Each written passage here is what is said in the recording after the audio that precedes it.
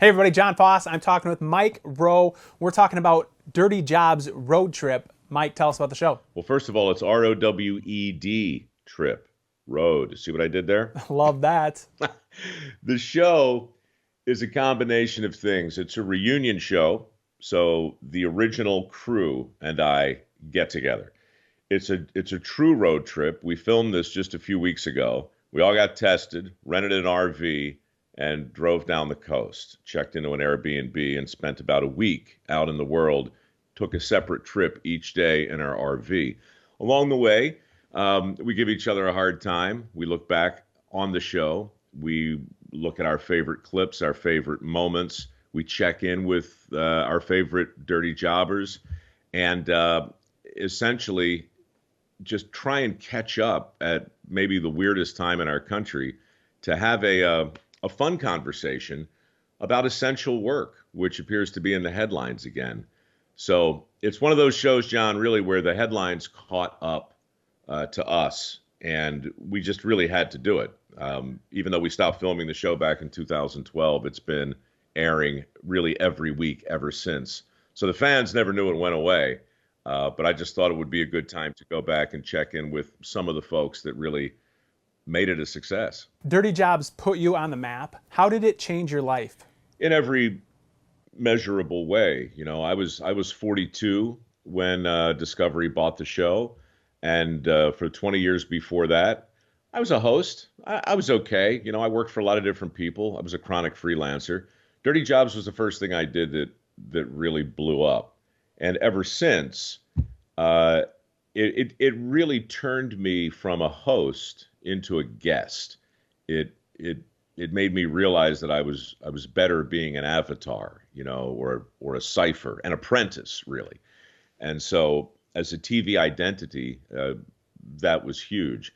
It also gave birth to a foundation called MicroWorks, which is, I think, the best thing I've ever done. And in fact, this month we're giving away $1 million in work ethic scholarships to kids who want to learn a skill, master a trade, you know, get their own dirty job on. That's been really, really gratifying and meaningful. But honestly, you know, at the same time, the people who love the show love it for different reasons. It's still a celebration of exploding toilets and misadventures in animal husbandry, but it's also a rumination on what truly essential work looks like. And yeah, I've been lucky from the jump to be associated with it. And you mentioned your career before Dirty Jobs, and one of the best things on the internet right now is the clips of you back in the day when you did home shopping. And you can kind of tell that, you know, you think the thing you're trying to sell is a piece of crap. What was going through your head during that time? Well, specifically, this is a piece of crap, you know. Every, you know, I make fun of QVC a lot, you know, when I look back at the time there and the craziness that happened. But the truth is, John, every single useful lesson that I learned in this business, I learned in the middle of the night on the QVC cable shopping channel when I was trying to make a coffee cup more interesting than it was, or talking to a viewer who's really just a chronic insomniac or some kind of twisted lonely heart, you know, and getting these people on the phone and having a few laughs and freelancing, literally just improvising for 3 hours every single night about the health team infrared pain reliever or the Amcor negative ion generator or whatever it was they gave me. That was invaluable. And it made me a pretty good imposter of a host, but it also set the stage for the guest that I would ultimately become. And last time you were on the show, you mentioned that you're not a big fan of cancel culture. And compared to then, I mean, cancel culture wasn't as big of a part of society. Now it's pretty much like a mainstream thing where you have statues coming down. Yeah. You have YouTube censoring doctors that may disagree with their opinion on coronavirus policies. What are your thoughts right now? Are you concerned about where society is going with cancel culture and with statues coming down and where we're at right now? Look, if I thought I could cure the problems of today by pulling down the monuments of yesterday, I'd be out there with them. I'd do it. But it doesn't do that at all. we can have different conversations, I think, about different statues. I hate to say anything so general, that it would apply to everything. But I will say this.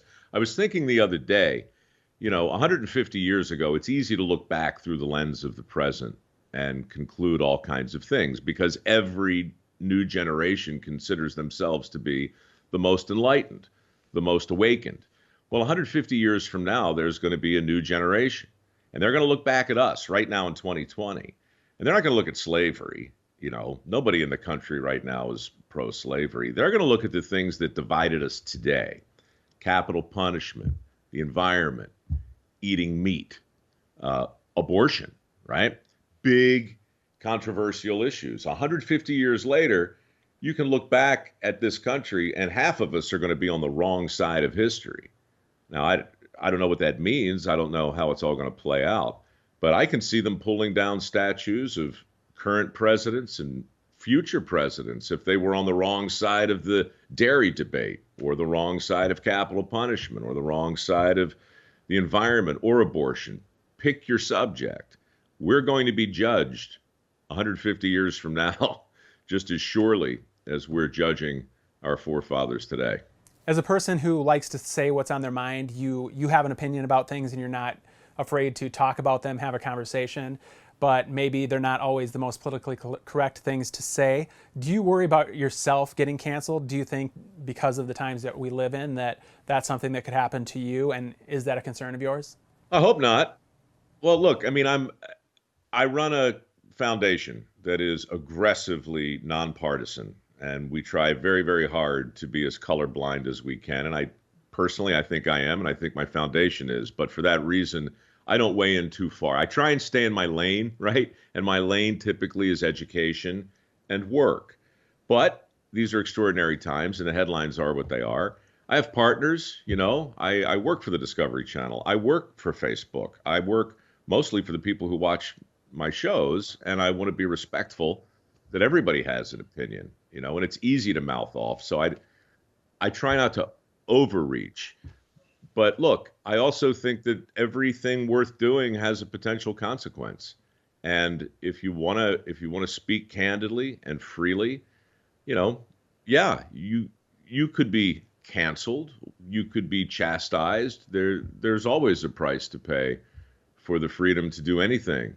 So to me, it's always a question of measure and balance, and just being mindful of who your partners are and who your audience is, and the truth as you see it.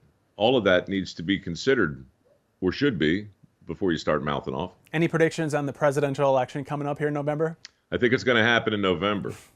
There it is. All right, Mike Rowe, thanks so much. Twin Cities, make sure you check out Dirty Jobs Road Trip. It's going to be Tuesday nights on Discovery. Thanks, Mike. You're welcome, John. Anytime.